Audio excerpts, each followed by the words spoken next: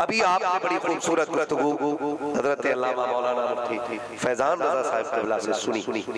यकीनन वो गुफ्तगू ऐसी थी कि अगर रूह तक उतर जाए तो नस्लें संवर जाएंगी। आवाज कमरे तक साफ जा रही थी। मैं भी हजरत की गुफ्तगू सुन रहा था और आप लोगों की मोहब्बत भरे ऐलान भी सुनाई दे रहे थे। खुदा आप लोगों को सलामत रखे और अल्लाह आपकी नस्लों में बरकत अता करे।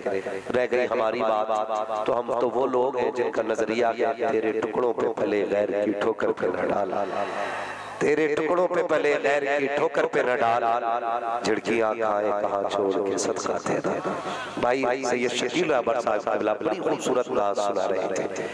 कई बार लोग ये कहते हैं कि साहब जलसे में गए थे क्या मिला या क्या फायदा जलसों में जाने का। मैं कहता हूँ यार ये तो हिंदुस्तान में लगी महफिल है, लोग मदीने से भी खाली लौट आते हैं। तो क्या कहोगे कि मदीने की जमीन बाबरकत नहीं रही? नहीं, ऐसा नहीं है। लौट कर आ गया मक्के से मदीना न गया, जाता भी कैसे जब आका ने बुलाया ही नहीं। लोग मदीने शरीफ से भी खाली लौट आते थे। तो अगर वो खाली मदीने से लौट आ रहे तो इसका मतलब ये नहीं है कि जमीन में असर नहीं है या वहां झोलियां नहीं भरी जाती हैं। वहां की जमीन आज भी झोलियां भर रही है। फर्क लेने का होता है। जो वो बेअदब जाते हैं, जो जूते पहन के उनकी चौखट पे जाते हैं, खाली जाते हैं खाली आ जाते हैं। जो मदीने की सरहद से पहले जूते उतार दें उसे लोग अहमद रजा कहते हैं। और जब मजार पर पहुंचे तो मुस्तफा अपने जलवे दिखा दिया करते हैं। फर्क सिर्फ अदब का, फर्क सिर्फ अदब का। आज जरूरत इश्क की है, आज जरूरत इश्क की है। मैं कहता हूँ आज भी कसम से महफिल में हुजूर नजर आएंगे, लेकिन शर्त है जिस्म यहाँ होना चाहिए और दिल हुजूर के मदीने में होना चाहिए। दिल हुजूर के मदीने में। मैं भी मुफ्ती साहब क़िबला और हम बैठे हुए थे, कमरे में बैठे थे। मुफ्ती साहब उठ के आए ना, अंदर आके कहने लगे आदत देखी हजरत की। मैंने कहा कसम खुदा की करवट से जैसे गुजरे ना तो उनके जिस्म की हवा ने बता दिया था कि असली सैयदज़ादा है। आँख वाला तेरे जोबन का तमाशा देखे, दीदे कोर को क्या क्या देखे। अगर दिल खुद झुकने लग जाए तो समझ लेना असली नस्ली सैयदज़ादा है। और ये भी बात कह दूं, मैं कहना नहीं चाहता था, दिल वालों को भी दिल वाले ही जानते। दिल वालों को थके तो नहीं है ना अभी आप? मुझे बहुत बड़ा तोहफा मिल गया, इससे मेरी नस्लें पल जाएंगी, इससे मेरी नस्लें पल जाएंगी। इसलिए कि ये उनके बेटे हैं जो चंद खजूरें दे दे तो बरसों दस्तरखान की बरकत नहीं जाती है। और हम सुन्नी कहते हैं कौन देता है देने को मुंह चाहिए, देने वाला है सच्चा। सारे नहीं बोल रहे हैं। अगर किसी की ज़बान इसलिए मिली है कि खाली नेता के नारे लगाने तो कतई ना बोले। अगर ज़बान हुजूर के लिए मिली और बोली वही है जो अहमद रजा की है, ज़मीन और ज़बान सलामत रहो। माशाअल्लाह ऐसा लग रहा है कि महफिल शुरू हो रही है ना। और जब हुजूर का बेटा आए तो महफिल में मुर्दगी नहीं जिंदगी छा जाती है। ज़मीन और ज़बान अब आपको भी पढ़ना है। देखिए ये जो मिंबर से बार बार कहा जाता है ना पढ़े पढ़े पढ़े, तो कई बार ना कुछ गवार लोग नीचे से कहते थे जी खुद ही पढ़ो, हमसे क्यों बार बार पढ़वा रहे हो, परेशान कर दिया। उसमें भी हमारा कोई फायदा है। हमारा जी चाहता तो हम जंगलों में नाच पढ़ लेते, महफिल नहीं, मजमा नहीं, हम जंगलों में नाच पढ़ लेते। क्योंकि हमारा हुसैन तो वो है जिसने नेज़े पे कुरान पढ़ा है। आदत जिसकी होती है ना वो कहीं भी पढ़ लेता है। तो महफिल जरूरी नहीं नाच के लिए, कहीं भी रात पढ़ लेते, कहीं भी अच्छा पढ़ने वाला मिल जाता भाई महफिल सजा लेते। अली वाले जहाँ बैठे वहीं जन्नत सजा बैठे है जी। तो ये जो आपसे बार बार कहा जाता है ना आप भी पढ़े आप भी पढ़े, इसमें मतलब क्या है? मतलब सिर्फ इतना है ताकि आपका भी हुजूर के सलाखानों में नाम आ जाए। ये बहुत बड़े लोग बैठे हैं, इनके कदमों की खाक ताज बजा। मुफ्तियान इकराम की मौजूदगी में पूरी जिम्मेदारी से कह रहा हूँ खुदा की कसम, जरूरी नहीं है पूरे हदायत की बख्शिश याद होगी तभी हुजूर का सलाखा कहलाएगा। ये भी जरूरी नहीं है 10-5 कलाम लिख के होंगे तभी सलाखा होगा। मैं तो समझता हूँ बंदा एक ही मिसरा याद करके दोहराता रहे, अल्लाह उसे भी हुजूर के सलाखानों में कबूल फरमा लेगा। यहाँ दीवान नहीं देखे, यहाँ पे लहजे नहीं देखे जाते, यहाँ पे महफिलें और मजलिसें बाबा नहीं देखी जाती। हमने साथ यूसुफ की कहानी को पढ़ा, हमने वो दौर सुना कि जिस दौर में यूसुफ को खोटे सिक्कों के बदले बेचा गया। जिसने कुएं में डलवाया वही खुदा है, कुएं से निकलवाया फिर वही खुदा है, खोटे सिक्कों में बिचवाया फिर वही खुदा है, फिर मिस्र के बाजार में बोली लगी फिर वही खुदा है। तारीख जानती है कि जब मिस्र के बाजार में यूसुफ की बोली लग रही थी, बड़े बड़े अमीर दौलत लेकर के आए थे, हीरे जवाहरात पड़ गए थे, यूसुफ का हुस्न ज्यादा हो गया था, दौलत इतनी नहीं थी जो उसके पल्ले में चल सकती थी। खुदा की कसम तारीख गवाह है, एक बूढ़ी औरत अपने साथ धागे की हड्डियां लेकर के बगल में दबा करके जवानों को चीरती हुई आ रही थी। जवानों ने कहा बूढ़ी तू किधर जा रही है, देख ही रही है खरीदारों का तांता लग गया है, तू किधर जा रही है। कब मुझे भी यूसुफ की बोली लगानी है, का कीमत लाई है। उसने धागे उठा के कहा ये मेरी जिंदगी भर की कमाई है। नौजवानों ने हंस के कहा इससे खरीदेगी। वो देख अजीज मिस्र के खजानों के ताले खुल गए हैं, लेकिन यूसुफ की कीमत अदा नहीं हो पा रही है। वो देख बड़े बड़े अमीरों की दौलत बढ़ गई है, लेकिन यूसुफ की कीमत नहीं लग पा रही है। तो इससे क्या खरीदेगी, उसने जाने तो दे। क्यों मैं इसलिए जानना चाहती हूँ ताकि कयामत में खुदा जब यूसुफ से खरीदारों को आवाज दे, जहाँ अमीरों की गिनती लग जाए बाप जैसे खरीद पूरी की भी गिनती लग जाए। बेशक सुभान अल्लाह, नारे तकबीर, नारे रिसालत, हज़रत अल्लामा मुफ्ती हम्माद साहब किबला, माशाअल्लाह सुभान अल्लाह। ओ भाई पढ़ लिया करो, जरूरी नहीं है कि मिंबर पे पढ़ने वाले का ही नंबर आए। काश ऐसा हो जब हसन आगे आगे हो, बरेली पे अहमद रजा खान पीछे पीछे हो, फिर हम सारे उनके साथ हुजूर की नात पढ़ रहे हैं। ये नजरिए, मैं अल्लाह की इज्जत की कसम खा के कहता हूँ जमीन पे कोई बंदा नहीं जो गारंटी से ये कह सके कि मुझे मौत ईमान पे आई। कोई नहीं कह सकता, कोई दावा कर ही नहीं सकता। हाँ, एक दावा हर सुन्नी कर देता है, अगर ईमान के साथ कब्र में चले गए बख्शिश के लिए मुस्तफा तशरीफ लाए। ये है हमारी सबसे बड़ी दौलत, यही हमारी सबसे आला हज़रत क्या कहते थे, आला हज़रत कहते थे तेरी सरकार में लाता है रजा उसको शफी जो मेरा गौस है और लाडला बेटा तेरा, जो मेरा गौस है और लाडला बेटा तेरा, हुजूर का बेटा बेटा है। मैं एक बात कहने लगा, मैंने बहुत की है और जाहिद भाई काफी टाइम से मुसलसल सफर में हूं, लेकिन आज मुझे बेपनाह खुशी हो रही है। क्यों? क्योंकि मुझे यकीन है आज की महफिल कबूल हो गई है। अल्लाह जर्रे जर्रे का हिसाब लेगा, लम्हे लम्हे का हिसाब लेगा। हो सकता है दस्तरखान पर बैठने के लुकमों का हिसाब भारी पड़ जाए, ये भी हो सकता पहने हुए कपड़ों का हिसाब न दे सके, लेकिन जब आज की रात की बारी आएगी ना, हम फख्र से कहेंगे मालिक तेरे महबूब की महफिल में बैठे थे। खुदा कहेगा गवाह कौन है, हम तो मुस्तफा के बेटे का दामन पकड़ कर कहेंगे मालिक तेरे महबूब का बेटा महफिल में दूल्हा बन के बैठा हुआ था। हालात क्या कहते हैं, लुत्फ उनका आम हो ही जाएगा, शाद हरना काम हो ही जाएगा, जान दे दो वादे दीदार पर नक़द अपना दाम हो ही जाएगा, बेनिशानों के निशा मिटते नहीं, मिटते मिटते नाम हो ही जाएगा। ऐ रज़ा हर काम का एक वक्त है, दिल को भी आराम हो ही जाएगा। हुजूर का बेटा बेटा है, बड़ी बात है। आका करीम ने फरमाया जिसने मेरी औलाद से मोहब्बत की या इनकी खिदमत या इनसे मोहब्बत की, इन्हें राजी किया, हुजूर फरमाते मैं हाथ पकड़ के उसे जन्नत में दाखिल करूंगा। दूसरी जगह आका करीम ने इरशाद फरमाया क़यामत में सारे रिश्ते खत्म हो जाएंगे, लेकिन मेरा और मेरी औलाद का रिश्ता बाकी रहेगा।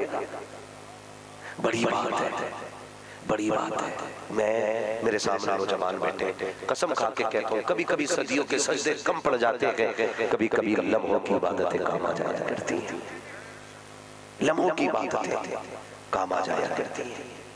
याद रखिएगा, कभी आपने काम कर जाए फिर इतराना नहीं। कितने लोग तो ये सोच के नहीं आए होंगे कि क्या जरूरत है जाने की, मौलवियों की महफिल है, वही पुरानी बातें सुनाएंगे मिठी पीसी पिटी। शुक्र है हम 1400 साल पुरानी बात करते हैं, और बात भी हमारे घर की नहीं रसूल पाक के घर की होती है। हम यहाँ जीने के लिए नहीं, हम यहाँ मरने के लिए। किस चीज के लिए आए? बोले सारे, किस लिए आए? कुछ चले गए, कुछ है, कुछ चले जाए, बस। हम कल नहीं थे, आज है, कल नहीं हो। सिर्फ मौजूदा कहानी है, कल हम गुजरा हुआ वक्त बनेंगे। हो सकता है बच्चे हमें कहानियों के तौर पे याद करें कुछ दिन, फिर वो कहानी भी भूल जाएंगे और हम इस जमीन में दफन होकर रह जाएंगे, कुछ भी बाकी नहीं रहने। कुल्लु मन अलैहा फान व यबका वजहु रब्बिका ज़ुल जलाली वल इकराम। मुझे बात याद आ गई है, कभी ऐलान किसी ने 1 लाख दिए, किसी ने 50 दिए, किसी ने 100 दिए, किसी ने 11 दिए। मैं कहता हूँ उनकी रजा की कोशिश किया करो। मुझे बात याद आ गई है, हुजूर का बेटा बैठा हुआ है, सुने जरा। समरकंद से एक सैयदों का घराना सफर करता है, बुखारा आया। वो बुखारा आने के बाद सैयदादी थी, बच्चियां साथ थी, 7 बच्चियां थी। उनके वतन से बेवतन हुई, कोई घर न मिला। जरूरतें सबके साथ शामिल होती हैं। सैयद कभी ज़कात नहीं देते, सदका बोले नहीं खाते, तो ना ज़कात ली उन्होंने और ना ही सदका मांगा।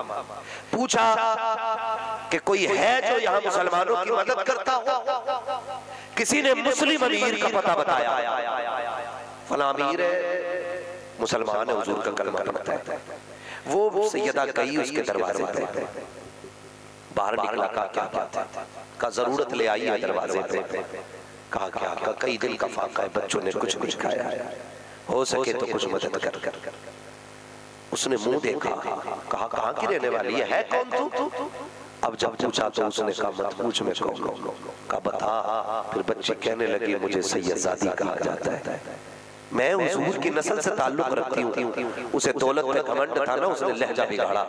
वो कहने लगा जा तेरे जैसी कितनी आती है, झूठ बोल के चली जाती है, चला से। जैसे इतना कहा ना, सैयदजादी थी, आंसू पोंछ के वापस हटी ना। फिर देखा सामने गैर मुस्लिम खड़ा था। उसने कहा बेटी को रोते हुए देखा, वो करीब आके कहने लगा तेरे चेहरे का नकाब बता रहा है, तू मोहम्मद अरबी का कलमा पढ़ने वाली है, तेरी गैरत बता रही है, तुम मुस्लिम है? कहा हाँ। मैं तुझे हाथ तो नहीं लगा सकता, लेकिन तुझसे पूछना चाहता हूँ, बेटी बता तो सही बात क्या है। उसने सारी बात बताई, उसने सफर भी बताया, परदेश भी बताया। फिर जब नस्ब का तज़किरा किया, उसने कहा कि मैं तो मुसलमान नहीं हूँ, लेकिन सुना कि तुम्हारे पैगंबर के बारे में, क्या तुम उन्हीं की बेटी हो जिसे दुनिया मोहम्मद रसूलुल्लाह कहती है? उसने कहा हाँ, मैं उसी पैगंबर की बेटी कहलाती हूँ। उसने कहा सैयदजादी तेरी मेहरबानी, अगर आज की रात मेरे घर की मेहमान बन जाए तो मेरे नसीबे जाग जाएंगे। मेहरबानी कर आज की रात मेरे घर को शरफ बख्श दे। सैयदजादी पर राजी हुई। जब उसके घर के दरवाजे पे आके खड़ी हुई, उसने कहा थोड़ी देर के लिए ठहर जाएंगे, मुझे अंदर जाने दीजिए। बीवी से जाके अंदर कहता है उठो जल्दी करो, आज नबियों के इमाम की बेटी घर के दरवाजे पे आ गई है, हमारा मुकद्दर जागने वाला है। क्या करना है? का एक कमरा खाली कर दिया जाए, उसके लिए एक कमरा साफ कर दो। नबी की बेटी उस कमरे में रहेगी। अल्लाह अकबर बाहर आया, आका कहता सैयदजादी तशरीफ लेकर के आई है। जब वो सैयदजादी अंदर गई है, एक कोने में सैयदजादी बैठी है। फिर हाथ जोड़े उस गैर मुस्लिम ने कहा था सैयदजादी आप आज से घर की मलिका है, अगर इजाजत होगी तब मैं घर के अंदर आऊंगा, अगर इजाजत न होगी तो मैं बाहर दरवाजे में बैठ करके तुम्हारी रखवाली और चौकीदारी करता रहूंगा। जब बच्ची ने इतनी बात सुनी है, कहा आपकी मर्जी है, भूख लगी थी काफी तेज। उसने कहा खाना तो तैयार है, लेकिन मेरे घर के बर्तन ऐसे लगी है कि मैं आपको खाना खिला सकूं। बाजार गया, नए बर्तन खरीद के लाया, हुजूर की बेटी को नए बर्तनों में खाना दिया। और जब खाना खा चुकी सैयदजादी, उसने हाथ जोड़ के कहा शहजादी अगर अपने नाना से मुलाकात हो जाए तो मेरा सलाम जरूर कह देना। ये कह के वो तो चला गया। अल्लाह अकबर, तारीफ गवाह है, जैसे सुबह का सवेरा नमूदार हुआ है तो वो कलमा पढ़ने वाला जिसने सैयदजादी को धक्का दिया था, रोता पीटता दरवाजे में आया। आका सुना है हमारे आका की बेटी तेरे घर पे है, का वो बेटी हमारे हवाले कर दो। उसने कहा नहीं दे सकता। इसने कहा क्यों नहीं देगा? कहा तू क्यों लेना चाहता है? इसने कहा हमारे नबी की शहजादी है। उसने कहा मुंह बंद कर, कल तक वो सिर्फ तेरे नबी थे, आज वो मेरे भी नबी हो गए हैं। अब सिर्फ तेरा हक है, मेरा भी हक हो गया है। कहा कहना क्या चाहता है? तब उसने कहा नादान तू देख करके अपनाने आया है, मैंने बिन देखे अपना लिया। रात को सोया, ख्वाब में हुजूर आए और बदले में मुझे तीन भी दे के गए हैं, जन्नत की बशारत भी दे के। सुभान अल्लाह। ये उस घराने से ताल्लुक रखने वाली बात है। इनके कदमों की खाक सर का ताज बनाया करो, सर का ताज बनाया करो। हुजूर राजी हो गए, दुनिया भी कामयाब हो जाएगी, आखिरत भी कामयाब हो जाएगी। आज ये जो चल के आए हैं, आज ये किसी मिशन पे चल के आए हैं जो 1400 साल पहले मेरा नबी मिशन लेके आया था। वही मिशन, उसी मिशन के लिए हुजूर का बेटा आया। ये जो इतने उलमा देख रहे हैं बैठे हुए, ये बिला वजह नहीं बैठे, उसी तबलीग के लिए बैठे जो तबलीग मेरे नबी ने ये कह के की थी कि लोगों मेरी फातिमा मेरे जिगर का टुकड़ा है। आज उसी तबलीग के लिए ये सारे लोग बैठे। मैं पूछना चाहता हूँ, हम जो इस दौर में हैं, किन हालात से गुजर रहे हैं, ये किसी पे मखफी नहीं, सारे लोग जानते हैं। होता ये है, मैं चैलेंज करता हूं अपनी कौम के कमीरजादे को, रेके कैश परस को आके बैठे आंखों में आके डाल के बात करे। आसान होता ना मौलवियों पे भौंकना, आसान होता उलमा के खिलाफ ज़बान खोलना, आसान होता इनको ज़कातखोर और चंदाखोर कहना। मैं पूरी कौम से पूछना चाहता हूँ, आज बेटियां जो मुर्तद हो रही हैं, पूरी कौम के अमीरजादों ने उनके लिए कौन सा सद्देबाब किया? पूरी कौम के अमीरजादों से मेरा सवाल है। आज जो बेटियां मुर्तद हो रही हैं, मच्छर काट ले तो मौलवियों ने बेड़ा गर्क कर दिया, बारिश ना हो तो मौलवियों ने बेड़ा गर्क कर दिया, बारिश ज्यादा हो जाए अरे मौलवियों ने पट्टी कर दिया। सारे जिम्मेदार मौलवी हैं, हम कुछ नहीं है। मुझे बताए, सोशल मीडिया का दौर है, मैं कौम के तमाम ऐसे बात पूछना चाहता हूँ, क्या किया तुमने बेटियों को बचाने के लिए? आने वाले कल फिर किसी बेटी के सर का नकाब करवाया जाएगा स्कूल के दरवाजे पे। कब्र में खातून जन्नत की रूह तड़पेगी, किसी अमीर ज़ादी पे फर्क नहीं पड़ेगा। हम थोड़ी देर अखबार में देखेंगे, मोबाइल में देखेंगे, बुरा हो गया भाई, बुरा हो गया, फला स्कूल के बाहर बच्ची रोक दी, क्यों? कि वो कलमा पढ़ने वाली थी, इसलिए नकाब करवा दिया गया। मैं कहता हूँ कल रोगे इससे बेहतर आज रो। क्या क्या उन रास्तों को बंद करने के लिए ये उलमा आ गया। जानते हो ये किस जिले से ताल्लुक रखते? आजमगढ़, और वो इल्म वालों की जमीन, अदब वालों की जमीन है। मैं एक दो मरतबा घोसी गया हूँ उस जमीन पे जाने के बाद, जब गलियों में चले तो ऐसा लगा जैसे 1400 साल पहले आ गए। अभी समझ में नहीं आ रही है इसकी बुनियाद क्यों और इसके फायदे क्या। कसम खुदा, 8 साल की बच्चियां नकाब में टहल रही थी, उन्हें देख के लग रहा था शायद राबिया मसलिया की गलियों में आ गए। फिर से जुनैद बगदादी का दौर को लौटाया। उन बच्चियों को देख करके इंशाअल्लाह दुनिया साथ दे या ना दे, इस जमीन पे एक दौर आएगा, लोग देख के कहेंगे अगर मौलाना का दौर ऐसा है तो मदीने वाले का दौर कैसा रहा। मैं एक बात अक्सर कहता हूँ, मेरे यकीन मुझे एड़ियां रगड़ने दे, मेरे वजूद मुझे एड़ियां रगड़ने दे, मेरा यकीन है पानी यहीं से निकलेगा, मेरा यकीन है पानी यहीं से निकलेगा। सुभान अल्लाह, सुभान अल्लाह, वाह वाह वाह, कि जिससे एक नहीं हजारों कनीज़े फातिमा ज़हरा। बेशक बेशक इंशाअल्लाह। लेकिन एक तकलीफ है ना, एक तकलीफ है, तकरीर में फरमा रहे थे, बेटा पैदा होना तो लड्डू तकसीम होते, बेटी पैदा हो जाए ना तो चेहरों पे 12 बज जाते। हाँ, ये फरमा रहे, पर इसकी हकीकत है। कोई कहता बोझ हो गया जी, 4 बेटियां हो गई, 5 हो गई।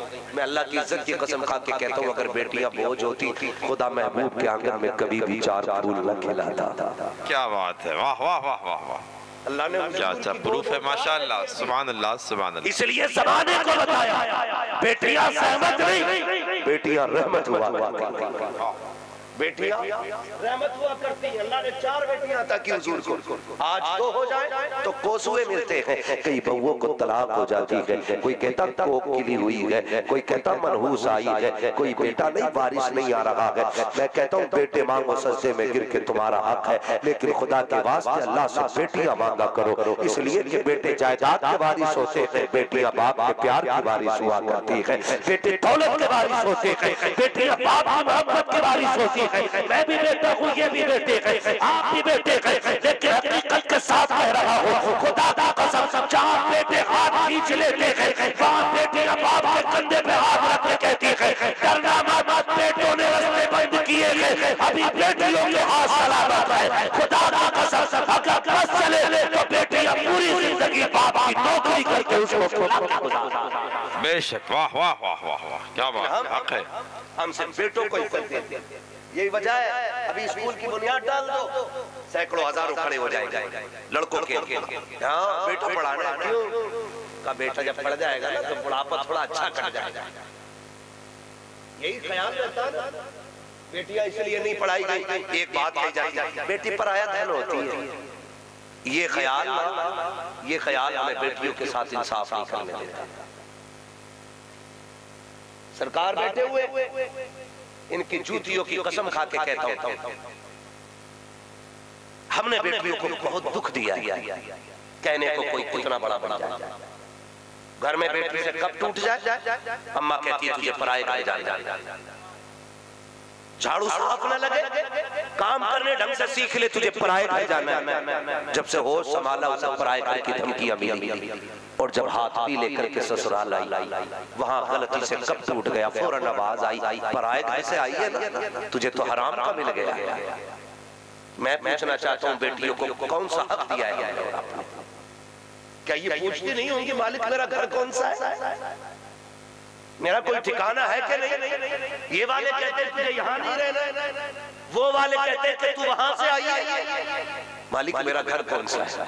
वो हुजूर का कलमा पढ़ने वालों, बेटियों को इतनी इज्जत दे दो ताकि बेटियां मुस्कुरा के कहें शुक्र है रब ने हुजूर की उम्मत में पैदा किया है। ये इज्जत दो बेटियों को। कह रहे नहीं कुरान पढ़ा लिया काफी है, इन्हें कौन सा कहीं जाना। और बेटे पे 2.5 करोड़ लगा के MBBS इसलिए बनाता है ताकि बुढ़ापा अच्छा गुजर जाए। सुन, कभी कभी बेटे वो नहीं कर पाते जो बेटियां कर जाया करती हैं। जितने बेटी वाले बैठे वो दिल पे हाथ रख के सोचो। हम लोग घर से निकलते हमें पता है बेटियां रास्ता रोक लेती, बेटियां उंगली पकड़ लेती। मैं इस बार घर से आ रहा था, मेरी बेटी नाराज हो गई, उसने अपनी माँ से रो के काम ये क्या बात है, ये बार बार आते फिर जलसा कह के चले जाते। वो रूठ के बैठ गई और उसने मुझसे बात नहीं की। वो कहती थी कि हमें छोड़ के ना जाए, हमें तुम्हारे साथ रहने की आदत है, लेकिन खुदा की कसम खा के कहता हूँ लोगों बेटी बेटी हुआ करती है। खुदा बेटियों को प्यार दिया करो, इन्हें तुम्हारी दौलत से मतलब नहीं होता, इन्हें तुम्हारी शान और शौकत से मतलब नहीं होता, इन्हें तुम्हारी शोहरत और दौलत से मतलब नहीं होता। बाप के चेहरे को देख करके बेटियां शहजादी बन जाया करती है। तुम क्या जानो बेटियां क्या होती है। मुझे हुजूर के घराने की बात याद आ रही है। सैयदा कायनात सैयदा तैयबा ताहिरा आबिदा साजिदा नकिया तकिया सातिया राकिया साजिदा आबिदा खातून जन्नत सैयदा फातिमा रज़ियल्लाहु ताला अन्हा। आपके बचपन का ज़माना है, बचपन में गली से गुजर के जा रही है। रिश्ता समझो बेटियों का, इनको हक और प्यार दिया करो। मैं हाथ जोड़ के कहता हूँ बेटियां शोर किया करे, इन्हें डांटा ना करो, घर में ये खेला करे, इन्हें रोका ना करो। तुम नहीं जानते हो खुदा जाने पर आया घर इनके लिए कितना पाबंदियों का घर हो। कहाँ ये मुस्कुरा सके कि न मुस्कुरा सके, ये कोई नहीं जानता। बेटियों को बाप के घर में खुल के मुस्कुराने देना, खुल के हंसने देना। कभी कभी बेटियों के लिए ससुराल फांसी बन जाया करती है और बेटियां कभी मुस्कुरा नहीं पाती है। जब तक बेटियां खुश रहती है, जब तक बाप की दहलीज में रहती है, उसके बाद इन्हें हंसने लगी, नहीं कहा इनकी ऊंची आवाज में नाराज ना होना, इन्हें डांटना नहीं कि तेरे दरवाजे पर 18 साल के लिए कोई 20 साल के लिए, फिर जब ये चिड़िया बन के उड़ जाएगी फिर ये तेरे दरवाजे पे तुझसे हक लेने नहीं आएगी, तुझसे भीख मांगने नहीं आएगी। हाँ हाँ, अगर आएगी तो तुझसे लेने के लिए नहीं, तुझे देने के लिए आएगी। आप पूछोगे ये क्या देके जाएगी, खुदा की कसम ये जब नहीं आएगी, कभी दुआ लेके जाएगी, कभी दौलत। इनका एहतराम करना, लेकिन हमने सितम किया बेटी के साथ। आज इदारा खोल दिया ना इन्होंने, मरी पड़ रही होगी कुछ लोगों पे, क्या कहते हैं लड़कियां पड़े मरी पड़ रही होगी, दम घुट रहा होगा कुछ का, घुटे तो घुटे। हमें हुजूर की तबलीग को आम करना है, इंशाअल्लाह करेंगे, इंशाअल्लाह सारे बोलो इंशाअल्लाह। बाप बेटी का रिश्ता समझो, आज बेटी का हक के ना 6 उम्रें करने बंदा जा रहा है, कह रहा दुआ करना 6ठा उम्र है, बेटी का हक के जा रहा है। हुजूर को किस मुंह से जाके सलाम करेगा, मुझे बता, किस मुंह से जाके हुजूर को सलाम करेगा? जब बेटियों के गले घोटे जा रहे थे तब मेरे नबी ने कहा था, मेरी फातिमा मेरे जिगर का टुकड़ा है, आप कभी मदीने की तरफ रुख करना। और बेटी को सीने से लगा के कहना, मैं तेरी सुन्नत अदा कर रहा हूँ। वो कहना, या रसूल अल्लाह मेरी बेटी मेरे जिगर का टुकड़ा है। कहा करो, बेटियों को सीने से लगा के ऐलान किया करो। खुदा की कसम अगर ये ऐलान हुजूर की चौखट तक पहुंच गया तो इंशाअल्लाह यही सुन्नत बख्शिश का जरिया बन जाएगा, बख्शिश का जरिया बनेगी सुन्नत। मैं आपसे कहना चाहता हूँ, खुदा इन रिश्तों को समझे, इन कदर को समझो। बाप पीर है, अल्लामा है, कोई बेटी में फर्क नहीं पड़ता किसी बात का। बेटी को बस यही नाज होता है कि वो उसका बाप है, वो उसका बाप है। और हुजूर बेटियां जब कदमों में बैठती है ना, मैं तो कसम खा के कहता हूँ, जालिम है वो लोग जिन्होंने बेटियों के साथ नाइंसाफी की है। खुदा तौफीक देना तो करके देखना, मत जाओ जब तक के जंगल वतन से या परदेश से लौटो ना, बेटी को सीने पे बैठाना, उसके कदमों की ठंडक से अल्लाह सारी थकन उतार दिया गया है, सारी थकन उतार दिया करता। मैं इस रिश्ते के बारे में अगर बात करूं तो बड़ा मगर चंद जरूरी बातें करना चाहता हूं। बाप बेटी का रिश्ता देखे, बाप बेटी का रिश्ता देखे। हुजूर की 63 साल जिंदगी कायनात के साथ, हमारे नबी की जिंदगी का कोई पल छुपा हुआ, बोले छुपा हुआ नहीं है। ये तो अकल के अंधों की कहानी है ना, कोई समझना नहीं चाहता है, कोई समझ पा नहीं रहा। 63 साल जिंदगी हुजूर की सबके सामने सूरज की तरह रोशन है। कोई एक बंदा खड़े होकर बता दे, 63 साल जिंदगी में मेरे नबी ने कभी किसी के लिए बद्दुआ के लिए हाथ उठाया, कभी बद्दुआ के लिए मेरे नबी ने हाथ उठाया किसी के लिए? 63 साल जिंदगी में बता दे। लेकिन मैं जिंदगी का वो बाप बयान करने लगा, आंखें बरस जाएगी दीवानों की। सुन बेटी क्या होती है, हुजूर की बेटी गुजर के जा रही है, खातून जन्नत। लोग बड़ी आसानी से उनका नाम ले जाते हैं। मैं कहता हूँ हुजूर की बेटियों के नाम संभल के लिया करो। तुम्हें नहीं पता वो हुजूर की बेटियां हैं, वो हुजूर की बेटियां हैं। लोग कितनी जुर्रत तकरीर में कर जाते हैं, ऐसे ऐसे जुमले खातून जन्नत के हवाले से कुछ जाहिलों ने बोले कि कलेजे के आर पार हो गए, कलेजे के आर पार। और फिर जब माफी तलाफी की बात आई, रस्मन की जालिमों ने रस्मन। मैं कहता हूँ जो खातून जन्नत की शान में तौहीन करे उसका गला काट देना चाहिए। ये जुर्रत और कहां खातून जन्नत की जात यार बता।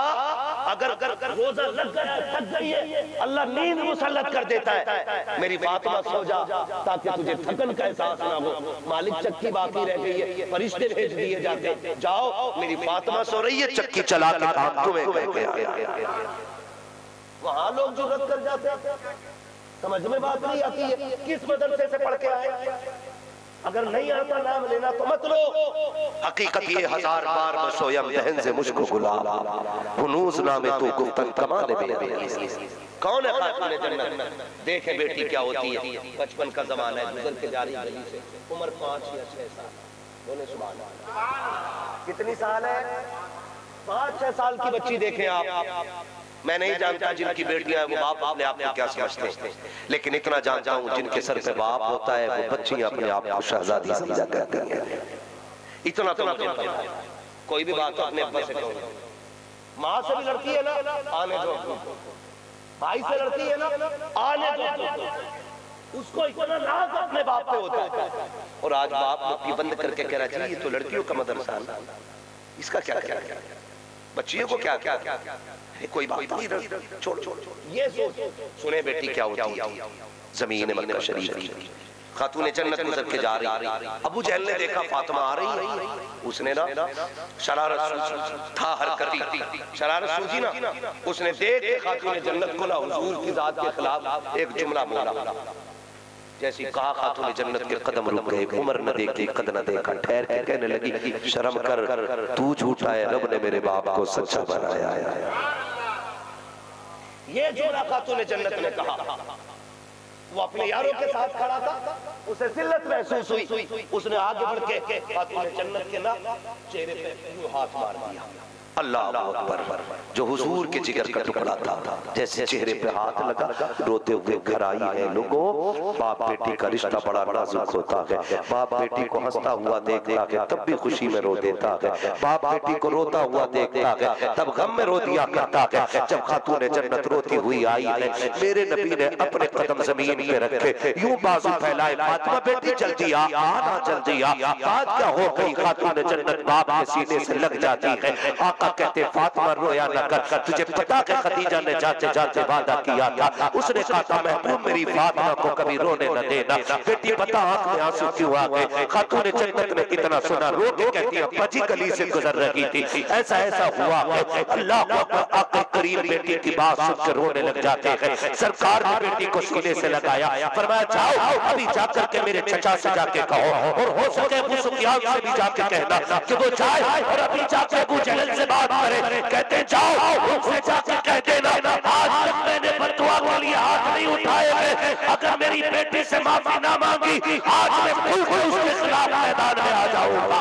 जब इतनी बात कही है, खातून जन्नत उठी है। इत्तेफाक से पहली मुलाकात हजरत अबू सुफियान से हो जाती है। अबू सुफियान ने खातून जन्नत को रोते देखा, अभी ईमान नहीं लाए हैं, रोते देखा। अल्लाह अकबर, जमीन पे बैठे सीने से लगाया, का बेटी बात क्या। जब पूरी बात बताई है, कोर्ट में लेकर के अबू जहल के दरवाजे पे आए, दस्तक दी, अंदर से आवाज आती है, कौन है? का दरवाजा खोल हो रहा है। उसने सोचा अबू सुफियान है, अपनी पार्टी का आदमी है, जल्दी से दरवाजा खोला। क्या देखता है? अबू सुफियान की गोद में खातून जन्नत है, गर्दन झुक गई। अबू सुफियान ने कहा सालिम, तुझे गैरत नहीं आई, तूने फातिमा जैसे फूल जैसी बेटी पे हाथ में से उठा दिया, ये अलग बात है। मोहम्मद इब्ने अब्दुल्लाह से हमारी दुश्मनी है, लेकिन क्या तू ये भी भूल गया और बेगैरत बेटी बेटी होती है, चाहे दुश्मन की बेटी हो, तूने हाथ में से उठाया, उसकी गर्दन हया से झुक गई। अब हज़रत अबू सुफियान कहते हैं फातिमा बेटी तू भी थप्पड़ मार के बदला ले ले, जैसे इतनी बात नहीं है। खातून जन्नत कहती है चचा हम क्यों मारे? क्यों इसने तुझे मारा था, इसलिए मारो। फातिमा ज़हरा ने कहा था चचा हम मारेंगे नहीं। क्यों? हमारे बाप ने हमें मारना नहीं सिखाया, हमें माफ करना सिखाया। सुभान अल्लाह, सुभान अल्लाह, अल्लाहु अकबर, या रसूल अल्लाह जिंदाबाद। सुभान अल्लाह। किसी की बेटी को रोने मत देना, रोने मत देना। बात बात में तलाक है, तुम नहीं जानते हो। 7 बेटियां बाप पे इतनी बोझ नहीं होती जितना बेटी के हाथ में तलाक का कागज बाप के कंधे पे बोझ बन जाता है। बाप 70 बेटियों के साथ जिंदा रह लेता है, लेकिन एक बेटी तलाक का कागज लेके घर आती है, बाप उसी दिन मर जाता है। खुदा किसी की बेटी की आंख में आंसू न देना, वरना हिसाब मुश्किल पड़ जाएगा, कोई पीर नहीं बचाएगा। अगर तुम्हारी वजह से किसी बंदी का हक मारा गया तो कयामत में कोई बचाने नहीं आएगा। और मैं एक बात कहता हूँ, कहते हो ना अल्लाह से दुआ करते बेटी का नसीब अच्छा हो जाए। एक सीधी सी बात है, तुम अगर चाहते हो ना कि तुम्हारी बेटियों के नसीब अच्छे हो, सुनो तुम दूसरों की बेटी को इज्जत दिया करो, खुदा तुम्हारी बेटियों को इज्जत अता फरमा देगा। एक सीधा सा कभी बेटियों को दुख न दे। खातून जन्नत ने जब इतना कहा, अबू सुफियान ना माने, कहा बेटी ये तो तेरा उसूल है कि तू माफ कर दे, मेरे यहाँ पे बेटियों पे जुल्म करने वालों को माफ नहीं किया जाता है। अबू सुफियान ने ईमान नहीं लाए, आपने हाथ पकड़ा खातून जन्नत का, 2 थप्पड़ लगाए। अब खातून जन्नत मुस्कुराती हुई आई। हुजूर कहते हैं बेटी क्या हुआ?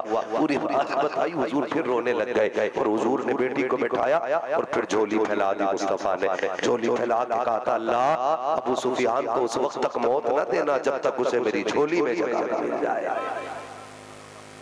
जिस दिन अबू सुफियान ईमान लाए थे, हजरत अब्दुल्लाह इब्न अब्बास फरमाते उन्होंने कहा वाह मेरा नसीब में ईमान ले आया। तो हजरत अब्दुल्लाह इब्न अब्बास ने कहा था अबू सुफियान ये तेरा कमाल नहीं, ये कमाल तो मुस्तफा की दुआओं का है। कहा क्या मतलब? याद है ना वो दिन जिस दिन बेटी को खुश करके भेजा था, उसी दिन मुस्तफा ने तेरे लिए झोली लाई थी। और ये आप बात याद रखना हमेशा, जब दुआएं कबूल ना होती हो फिर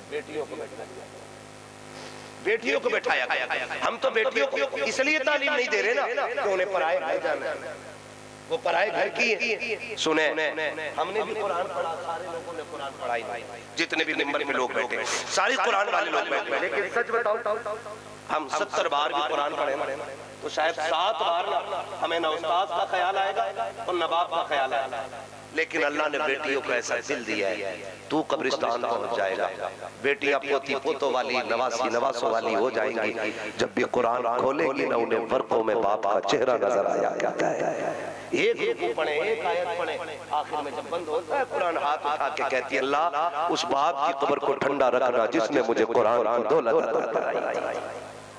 बेटियों पे 10 बेटों पे 10-10 लाख 1.5 करोड़ लगाने वालों, बेटियों पे थोड़ा सा लगा दो, कसम खुदा की दुनिया भी खूबसूरत हो जाएगी, आखिरत भी खूबसूरत हो जाएगी। करेंगे इंशाअल्लाह, करेंगे इंशाअल्लाह। क्या वही बोलने जिन्होंने पैसे दिए वो भी बोलते जिनका इरादा है देने का? करेंगे इंशाअल्लाह बेटियों की। ये भाई नहीं बोल रहे, खड़ा करो पूछो इन पे कितनी बेटी है।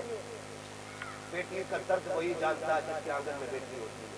और सुनो और कान खोल के सुनो, 7 बेटे एक हवेली में हो और बेटा 7 बेटे एक हवेली में हो और बेटी ना हो ना तो हवेली कब्रिस्तान लगती है, और घर में सिर्फ एक बेटी हो ना तो पूरा घर जन्नत लगा कर। बरकत होती है, अल्लाह ने बरकत रखी। इन्हें दीन दो, इन्हें पढ़ाओ, इन्हें एहसास दिलाओ कि बेटे से बड़ी दौलत रब तेरी शक्ल में मुझे आता है। इन्हें तालीम ये नहीं क्या चल ठीक है पढ़ती हो गया ना, उसे क्या बेटी तो कोई आम नहीं है, तू कनीज़े फातिमा ज़हरा है, उसे ये एहसास दिलाया करो, एहसास दिलाया। लेकिन नहीं, बेटा जूता भी मार दे तो बाप के कंधे पे, और बेटी अगर कुछ भी ना बोले तब भी वो बाप के सामने नहीं आ सकती। हमने कितनी नाइंसाफी की है, जरा दिल पे हाथ रख के फैसला करना। हम जब बाहर से परदेश से आते हैं ना तो हमारे हाथ में चीज होती है ना, हम जैसी दरवाजे पे पहुंचते हैं बेटे से पहले दौड़ के दरवाजे पे बेटी आया। गलत कह रहा हूँ? सही है ना? कौन आती है दरवाजे पे पहले? बोले जोर से, बेटी आती है। और ये बात भी है, बाप आने में देर कर दे रात को, बीवी सो जाती है, बेटा सो जाता है, बेटियां सोया नहीं। क्यों? कहती अब्बा थक के आएगा, शायद रोटी ना खाई, आएगा ना उसे ताजा खाना बना के दूंगी। जाओ, गारंटी है मेरी, रात को जलसे से उठ के जाना ना, 3 बार कुर्सी बजाना और फिर फैसला करना मौलवी ने क्या कहा था, फिर देखना दरवाजा उठ के पहले कौन खोलने आया। दरवाजे पे पहले तोड़ आने वाली बेटी। लेकिन हमने क्या सितम किया? इसी एहसास को जिंदा करने के लिए हमारे साहिब भाई ने सितारे किया, वरना कमी नहीं थी। जैसे सारे मौलवी खा रहे हैं वैसे ये भी खाते रहते, सबकी तनख्वाहें अच्छी हैं, ये भी कहीं जाके पढ़ाने लग जाते। लेकिन एहसास हुआ कि इस जमीन पे अहले सुन्नत के पास ऐसा इदारा नहीं जहाँ पे सिर्फ बेटे नहीं बेटियों को भी कायनात के लिए बेहतरीन दलील बनाया जाए। ये सोच के आप जमीन पे आए। अब ये आपका हक है कि आप इनका कितना एहतराम करें, वरना हजरत मुस्लिम भी गए थे कुफा और यजीद का काफिला भी आया था, है ना? भीड़ यजीद के साथ बढ़ गई थी लेकिन जन्नत हुसैन के साथ खड़ी थी।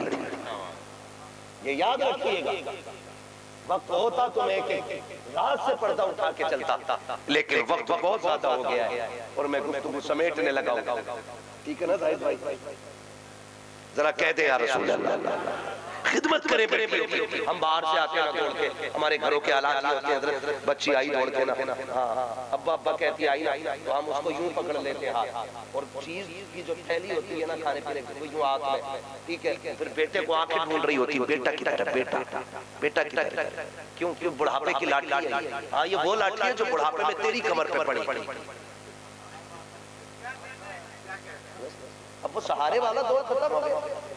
90% हुजूर लोग ताबीज़ इस चीज के लेने आ रहे, बेटा रोटी नहीं दे रहा है, लेकिन आज तक कोई ये कहने नहीं आया कि बेटी ने फोन उठाना बंद कर दिया। आज तक शिकायत किसी की नहीं, ये हजारों शिकायतें, बेटा रोटी नहीं दे रहा, बुढ़ापे की लाठी, हाँ यही पड़ेगी बेटे, यही पड़े।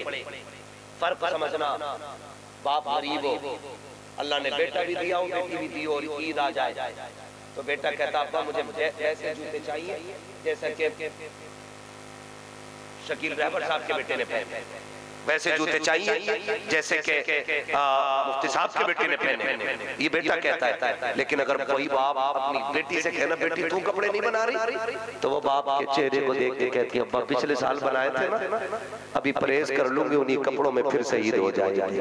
कहा था दर्द क्या है सीनों का, पसलियां समझती है बाप की गरीबी को बेटियां समझती है। आपकी सच्ची हम दर्द अगर कोई है तो बेटी होती है, लेकिन हमने नाइंसाफी की उसके साथ, नाइंसाफी की। हम जहेज दे के सोचते हमने हक दे दिया, हम हाथ के नाम पे, शोचक के नाम पे, बच्चियों को थोड़ा बहुत दे के सोचते हमने बहुत बहुत दे दिया बेटी को। खुदा की कसम बेटी वो है अगर जान भी दे दो ना तो फिर भी कुछ कुछ दिया गया। हकीकत बता रहा हूँ, आखिरी बात बयान करके सुने।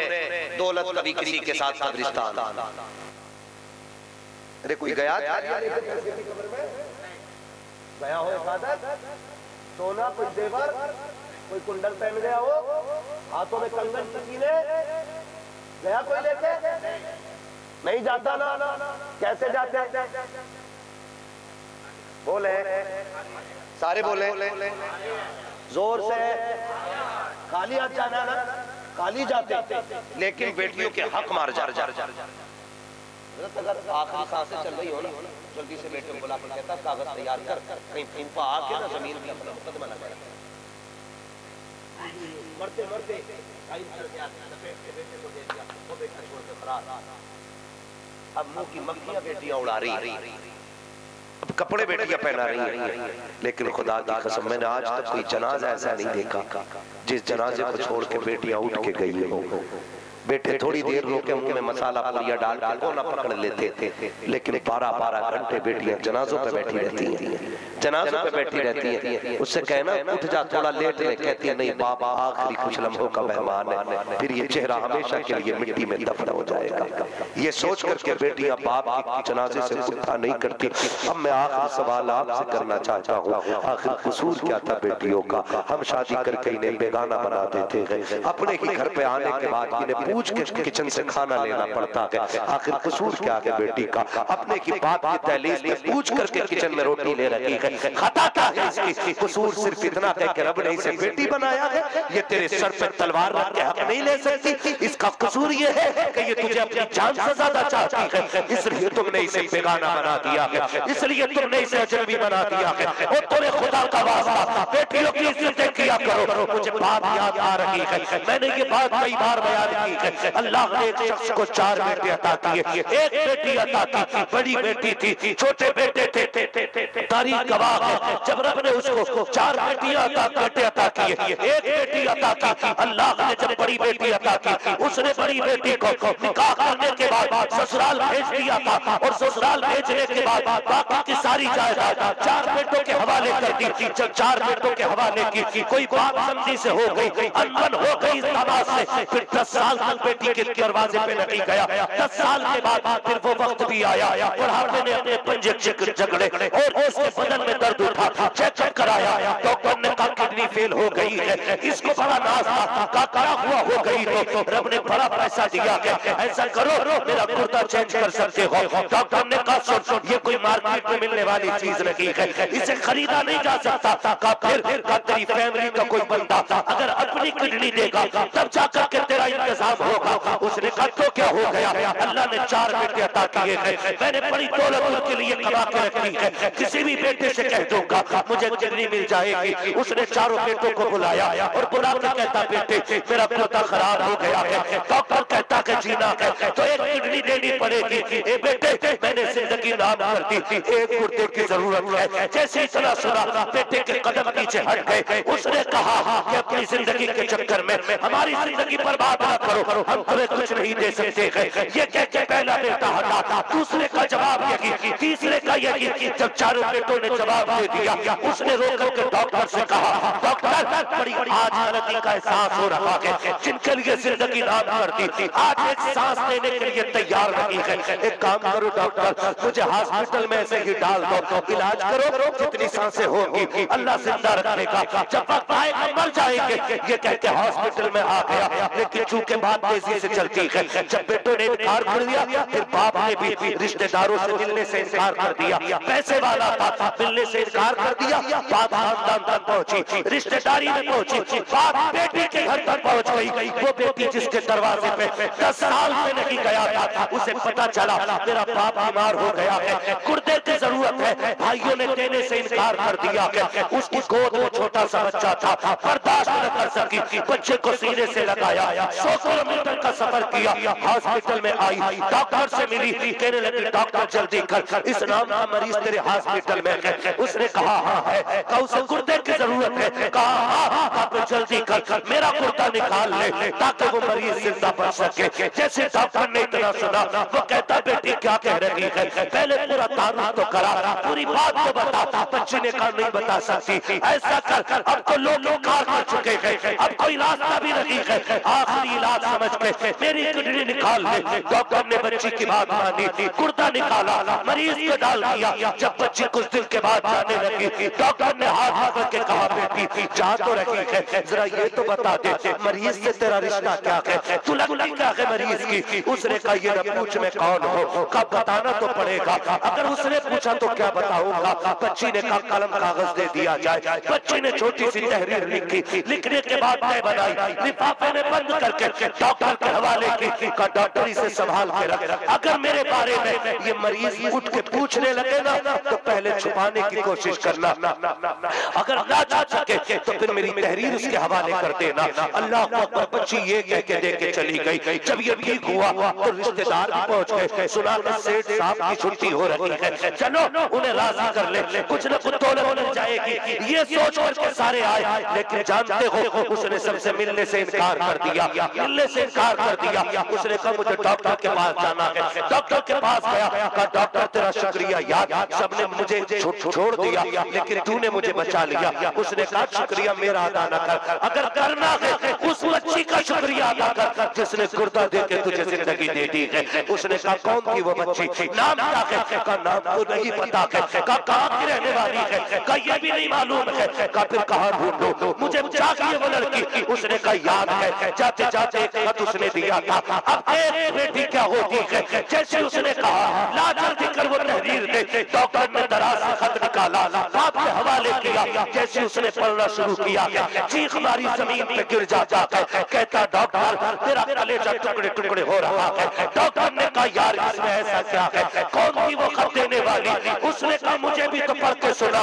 उसने जब खत पढ़ना शुरू किया ऊपर लिखा हुआ था बिस्मिल्लाहिर्रहमानिर्रहीम, अब्बा एक मजबूर बेटी का सलाम, एक नसीब बेटी का सलाम, उसके बाप की बारगाह में कबूल हो। अब्बा जी मुझे नहीं मालूम है, 10 साल हो गए तू मेरे दरवाजे पे क्यों नहीं आया है, 10 साल हो गए तूने मेरी सूरत क्यों नहीं देखी है। अब्बा मुझे कुछ नहीं मालूम है, मैं नहीं जानती हूँ मेरा कसूर क्या है, मेरी खता क्या है, तू क्यों नहीं आया मेरे दरवाजे तक, मुझे ये तो नहीं मालूम है। लेकिन तुझे पता है जब ईद आती है सब नए कपड़े पहनते हैं, मेरे बच्चे मुझसे कहते हैं अम्मी तू कब पहनेगी। मैं कहती हूँ बेटे तुम्हारा चांद नजर आ गया है इसलिए तुम्हें ईद मुबारक हो, अभी मेरा चांद नजर नहीं आया है इसलिए मैंने कपड़े नहीं पहनूंगी। अब्बा तुझे क्या पता है, दुनिया ईद के लिए चांद देखने के लिए छत से चढ़ा करती है, मैं अपना चांद देखने के लिए दरवाजे पे आके बैठ जाती हूँ। शायद इस ईद को मेरा बाप आता होगा, इस ईद को आता होगा।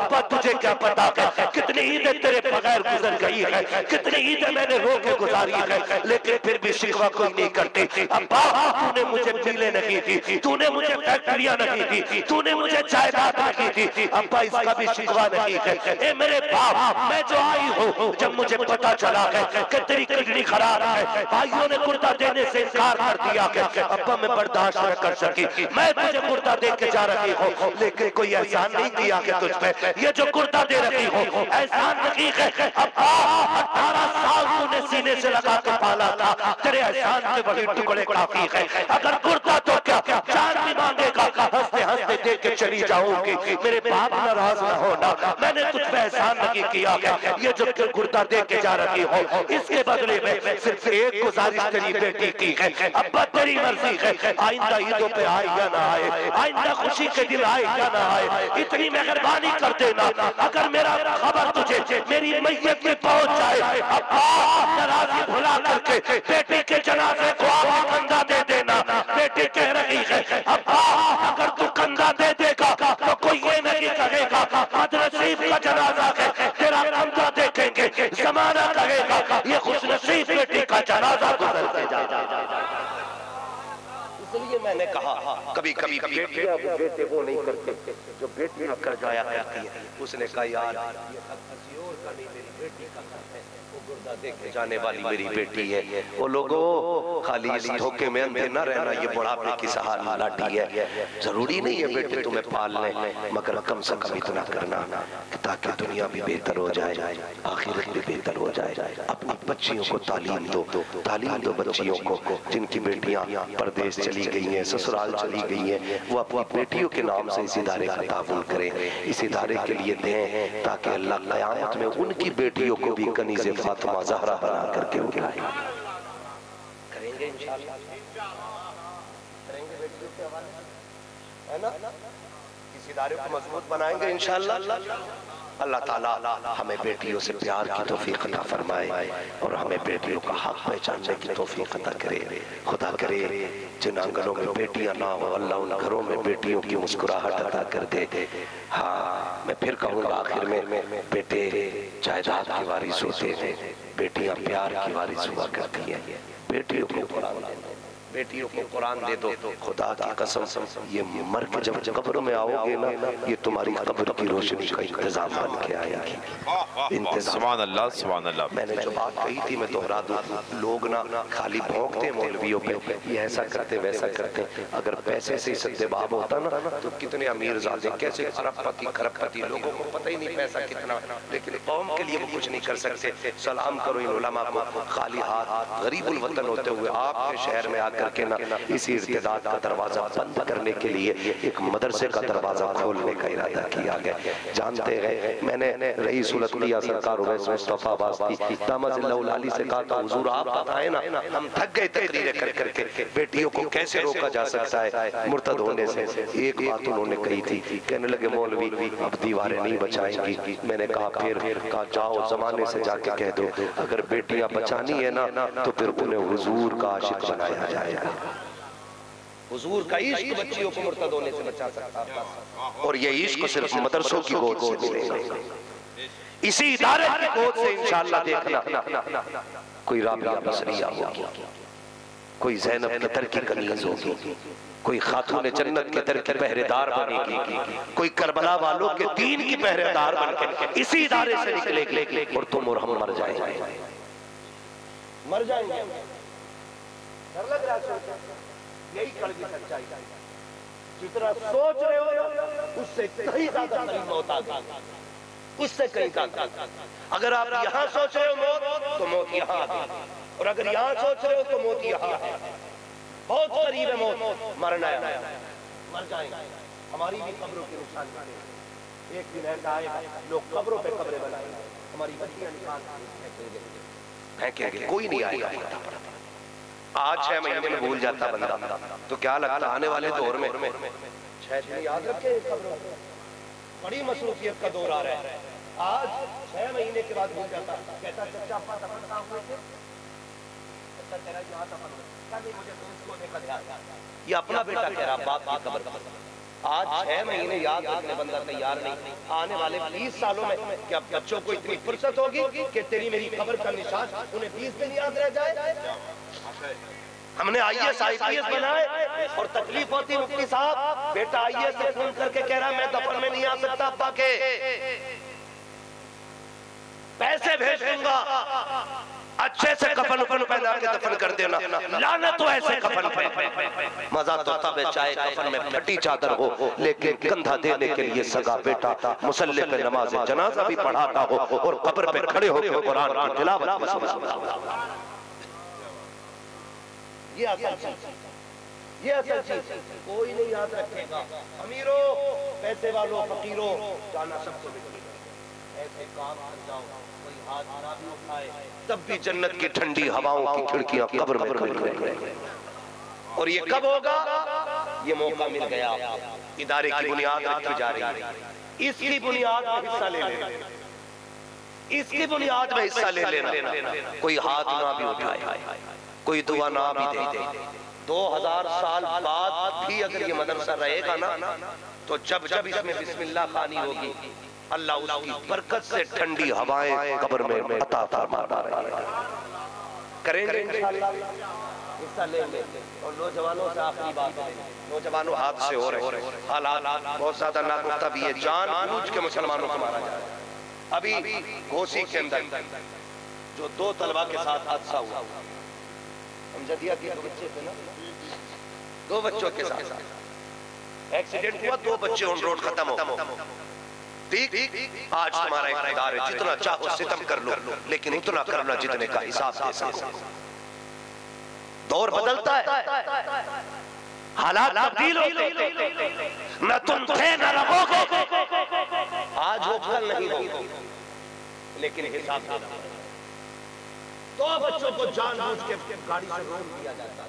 क्यों? क्योंकि उनके सर से टोपियां थी। मैं कहता हूँ मुजाहिद हैं ये बच्चे जो दाढ़ी और टोपियां रख कर रोड पे चलते। लोग सोचते हम इन्हें टरा के लिबास बदलवा देंगे। खुदा की कसम, हमने करबला को पढ़ा है, हमने जंगे बदर को पढ़ा है, हमने खैबर और उहद को पढ़ा है। हुजूर ने जब चचा का कलेजा तक दे दिया, हम क्या दीन के लिए अपने सरों पर कुर्बानी नहीं देते? पूरी दुनिया मिलकर के टोपी तो बड़ी बात है, एक दाढ़ी का बाल नहीं हटवा सकती हमारे। कसम खा के कहते हैं, सर दे देंगे, दाढ़ी नहीं छोड़ेंगे, जान दे देंगे, उनका तरीका नहीं छोड़ेंगे। हम कल भी मुस्तफा वाले थे, आज भी मुस्तफा वाले हैं और कल भी मुस्तफा वाले रहेंगे। आपसे इतनी गुजारिश है, आप अपने इदारों को इतना मजबूत करो ताकि ये इदारे हमारे लिए एक निजात का जरिया भी बने और हमारी कामयाबी का जरिया करेंगे इंशाअल्लाह। वादा करें सारे लोग इंशाअल्लाह। बस जो हुए अगला उनको माफ फरमाए रब्बे कायनात।